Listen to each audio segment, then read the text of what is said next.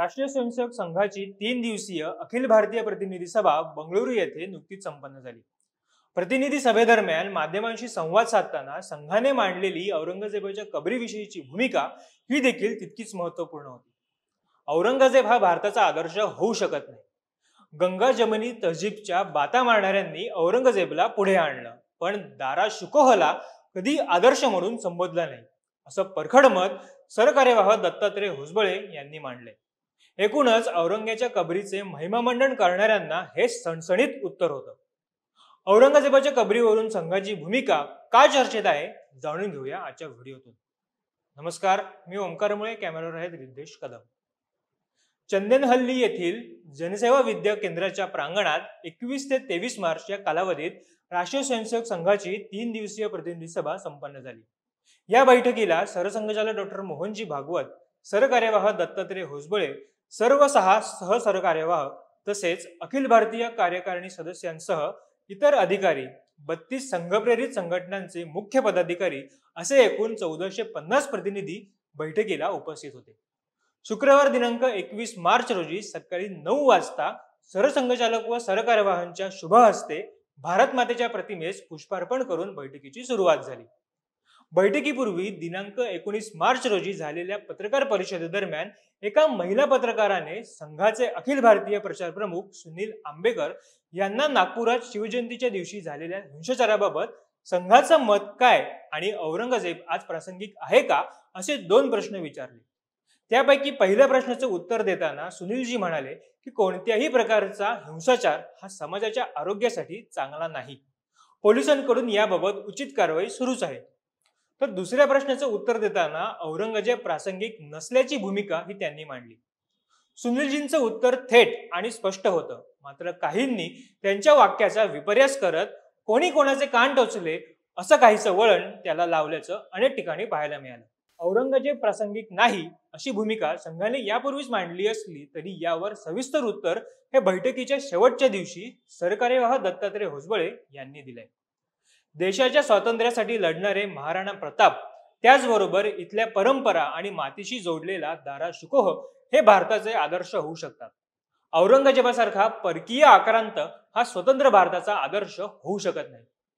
सरकार्यवाहांनी दिल्लीमध्ये झालेल्या रस्त्याच्या नामांतराचं उदाहरण दिले। दिल्लीमध्ये औरंगजेब रोड होता, त्याचं नामांतर करून त्याला doctor APJ Abdul Kalam road असं नाव दिलं गेलं। म्हणजेच त्यामागे काहीतरी असे निश्चित धोरण होतं। परकीय आक्रांतांची मानसिकता सोडण्याची गरज या नामांतरातून आपण पूर्ण केली। म्हणजेच हा विषय केवळ धर्माचा नाही तर भारतातली संस्कृती, परंपरा आणि मातीशी संबंधित विषय आहे। पुढे ते असंही म्हणाले की इंग्रजांबरोबर भारताने स्वातंत्र्य युद्ध लढलं, पण त्याआधी देखील देशात परकीय आक्रमकांविरुद्ध स्वातंत्र्य युद्ध झाली। महाराणा प्रताप यांनी लढलेले युद्ध हे देखील स्वातंत्र्य युद्धच होतं, कारण त्यांनी परकीय आक्रमकांविरुद्ध लढा दिला होता। भगिनी निवेदिता ह्या भारतात आल्या, त्या ख्रिश्चन असल्या तरी इथल्या धर्म परंपरेशी आणि संस्कृतीशी त्या जोडल्या गेल्या। त्याचप्रमाणे औरंगजेबाचा भाऊ दारा शुकोह हा सुद्धा भारताच्या संस्कृतीशी, इथल्या मातीशी आणि परंपरांशी जोडला गेला। त्याला कोणी आदर्श म्हणून संबोधलं नाही। गंगा जमनी तहजीबच्या बाता मारणाऱ्यांनी औरंगजेबाला पुढे आणलं, भारतावर आक्रमण केलेल्यांना आदर्श बनवायचे असं त्यांचं धोरण दिसतं। परकीय आक्रांत औरंगजेब हा स्वतंत्र भारताचा आदर्श कदापि होऊ शकत नाही। सरकार्यवाहांचं हे उत्तर औरंगजेबाच्या कबरीचे महिमामंडन करणाऱ्यांना निश्चितच एक सणसणीत उत्तर होतं।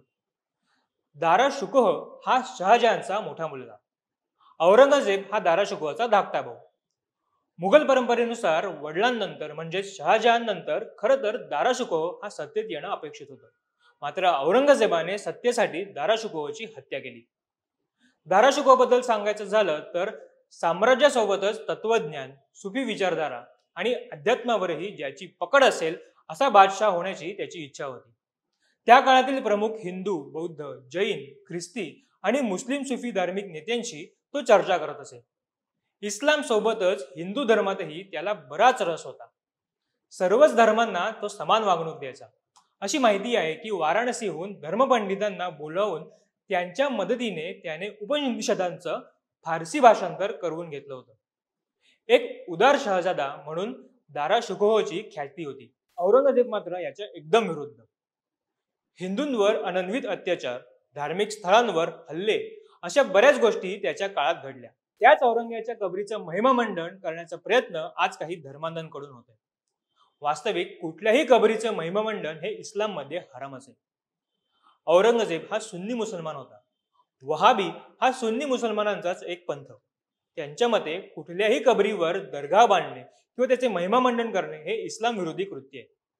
इस्लाम धर्मानुसार मनुष्याला मृत्यूनंतर गाडण्याची प्रथा आहे. त्यामुळे शिया असो किंवा सुन्नी, त्या लोकांच्या कबरी बांधणे हे धर्मानुरूपच आहे. सुन्नी लोकांच्या मते अल्लाशिवाय कुठल्याही व्यक्तीचे उदत्तीकरण हे होत असेल तर ते चुकीचे आहे, कारण अल्लाहला मग पुढे पर्याय म्हणून उभे राहतात. त्यामुळे औरंगजेबाच्याच काय तर कुठल्याही कबरीचे महिमामंडन करणे हे इस्लाममध्ये हराम आहे, असं स्पष्ट मत डॉक्टर प्रमोद पाठक, जे इस्लाम अभ्यासक आहेत, त्यांनी सुद्धा मांडले. त्यामुळे औरंगजेब हा भारताचा आदर्श कधीच होऊ शकत नाही, हे एक शाश्वत सत्य. यावर तुमचं मत काय हे आम्हाला कमेंटमधून नक्की कळवा. व्हिडिओ आवडल्यास आमच्या फेसबुक पेजला लाईक आणि यूट्यूब चॅनलला सबस्क्राईब करायला विसरू नका. तुर्तास धन्यवाद.